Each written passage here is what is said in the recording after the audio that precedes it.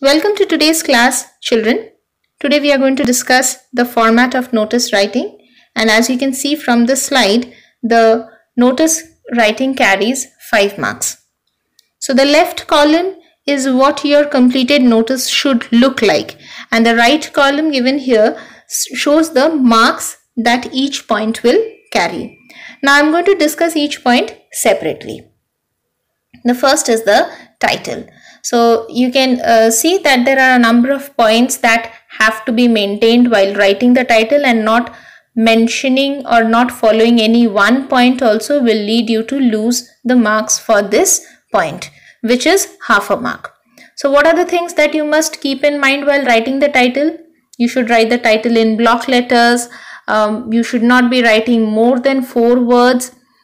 Only English language words, a title that is composed only in English language will be accepted. It has to be grammatically correct, and the title also has to be creative. Now, what do I mean by being only English and grammatically correct and creative at the same time? The title has to have a punch of its own. It should be interesting. It should be interesting and should make use of an intelligent combination of words.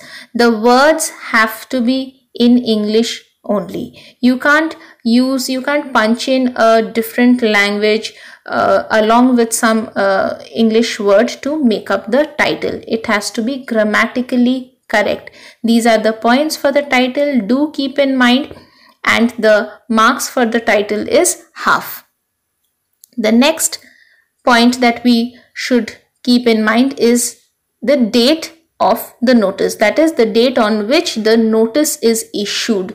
It is written to the left side of the notice. You can see the rest of the notice, the title, the name of the event, they are all centrally placed, but the date on which the notice is issued, it is written to the left side of the notice. Even this carries half a mark, and you must write the date on which you are having your test. That is, the date of the notice should be the same as your test date. The next point is the name of the event. Now this also carries half a mark, and the event's name should come along with the purpose. Say for example, the example that is given over here, 15th annual day celebration of annual event, or carnival to help the needy. So in this way, the name of the event should be given. The date of the event is the date when the event will take place. Now what is it that you must keep in mind regarding this? This date of event should not be before 15 days from the date when the notice was issued. You can see it's written at the top, 15 days from the date of issue of notice. And how are you supposed to write? Date, month in full, year. The example given is 19 April 2020. This date also carries half a mark. You must not write the month in short, that is APR or DEC, FEB. That would be incorrect. Also, the spelling of the month should be correct. Next point is the time of the event. As you can see, it's written over here, a beginning time and an ending time must be mentioned. From to. So from 9 a.m. to 11 a.m. No marks will be awarded if only one time is mentioned. That is, you just write 9 a.m. No.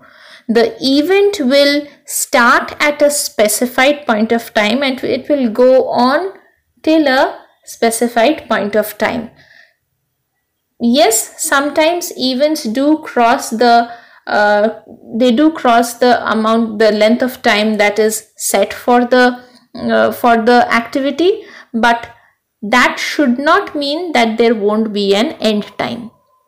Always write the time, mentioning a starting time to the ending time. This A dot M dot or P dot M dot, the correct punctuation should also be followed. Next is the venue of the event. As you can see, smaller to larger venue is mentioned. So first you will mention the smaller venue and then the larger venue. First you will mention, the example given is AV room, and the next the name of the school, St. Claret School. If you don't write it in the correct order, you're going to lose the full 1 mark that is mentioned over here. If you just write AV room, no marks for it. If you just write St. Claret School, no marks for it. If you write St. Claret School, comma, AV room, that will also be incorrect. The only correct way of getting the 1 mark for this point is AV room, comma, St. Claret School. The next point to be noted is message to the target audience. Always remember that a notice is a kind of an internal communication. It is targeted towards a certain audience in which is a part of an organization mostly. So in this case, the message has to be a compact one. It has to be crisp and mentioned for a specified group. Keep it limited to 1 sentence only. The message to the target audience carries 1 mark, and if you write too many sentences, you may end up making more errors and thereby lose your marks over there. The last thing in the notice is the name of the issuing authority. You will notice, you will find that no notices ever come out without the name of the issuing authority, without the designation, without the stamp or the seal of the issuing authority. The notice will actually not carry any weightage. It won't be having any value if the name and designation of the issuing authority is not given. So this point also carries half a mark. If you total up all the marks, you will find that they sum up to 5. With this, I come to the end of the presentation. Thank you, students. Stay safe and healthy.